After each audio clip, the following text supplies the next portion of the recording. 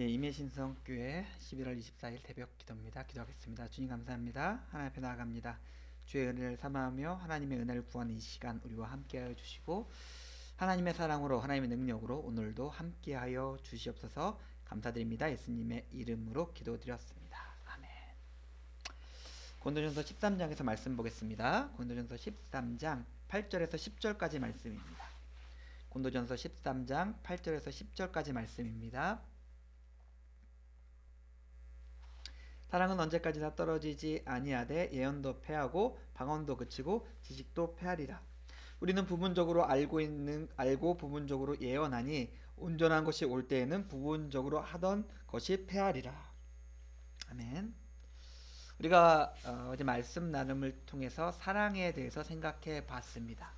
사랑이 왜 중요한지, 왜 사랑이 가장 중요한 가치이며 은사이며 능력인지, 그리고 사랑이 우리를 어떻게 온전하게 하는지에 대해서 생각해 보았습니다. 당연히 사랑은 떨어지지 않습니다. 사랑은 헤어지지 않고 사랑은 없어지지도 않습니다. 왜요?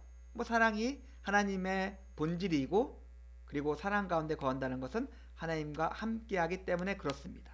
그런데 다른 것들은 그렇지 않습니다. 예언도 패하고 방언도 그치고 지식도 패하리라. 바울은 예언하는 은사를 사모하라고 했던 사람이에요.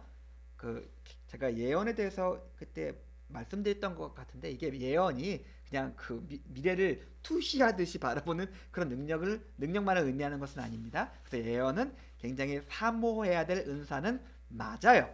그런데 가장 좋은 것처럼 보이고 가장 파워풀해 보이는 은사지만 예언도 결국에는 패해진다, 사라질 것이다.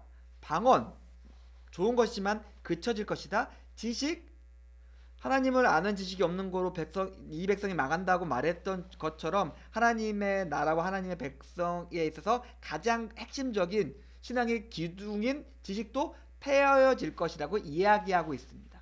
왜 그럴까요? 이 것들은 지금 우리가 살아가는 세상 속에서 우리가 죄와 싸우며 세상의 악하고 험한 세상을 살아가고 믿음으로 싸우기 위해서 필요한 것들입니다. 그런데 우리의 신앙은 여기가 끝이 아니죠. 우리의 삶과 우리의 신앙이 여기가 끝이라면 예언과 방언과 지식은 그건 꼭 있어야 되고 가장 중요한 것이겠죠. 하지만 우리는 그 너머에 하나님께서 우리에게 작정하신 우리의 원래의 삶이 있음을 우리는 알고 있습니다. 그 모든 것들을 넘어서 하나님께서 의도하고 하나님께서 회복시키실 세상을 소망하며 살아가고 있습니다. 아무리 중요한 것이 있다 하더라도 그것은 지금 우리가 현실을 싸우는데 필요한 것들이지, 하나님의 영원한 계획, 하나님의 본질은 거기에 있지 않다는 것입니다. 물론 우리가 예언과 지식과 지혜와 믿음과 그리고 방언과 다른 여러 가지를 가지고 최선의 노력으로 살아가야겠지요. 하지만 그것들이 우리의 가치나 우리가 지향해야 될 모든 것이 된다면은 우리의 삶, 우리의 신앙은 현생에서 끝날 수도 있음을 기억했으면 좋겠습니다. 9절에 보면 우리는 부분적으로 알고 부분적으로 예언한다 라고 되어 있습니다. 우리가 가진 것들, 그리고 제가 어제 살펴봤던 것지만 사랑은 결국 우리를 온전하게 한다고 제가 말씀을 드렸습니다. 다른 것들은 부분적입니다. 지식과 지혜와 예언과 방언과 병 고치는 능력과 가르치는 그 모든 은사들은 부분이에요. 하지만 사랑은 그 모든 것들을 온전하게 만들어 줍니다. 우리를 집착하게 만드는 것이 있습니다. 우리를 온전하고 하나님께서 원하시는 삶이 아니라 우리의 마음을 조급하게 만들며 작은 것에 집착하게 만드는 여러 가지 이유가 있습니다. 하지만 하나님이 주신 마음은 절대 그런 것이 아니에요. 이런 비유가 적절한지 모르겠지만 교회를 건축한다. 좋은 거죠. 아름다운 공간을 만들어서 그 안에서 아름다운 신앙생활을 하고 지역 공동체에 아름다운 선한 영향을 미친다. 좋은 것이죠. 근데 너무나 많은 교회들이 그런 것들 때문에 그 작은 거잖아요. 우리는 이제 알고 있잖아요. 그 작은 것에 집착하다가 공동체 자체가 부서지는 것을 봤습니다.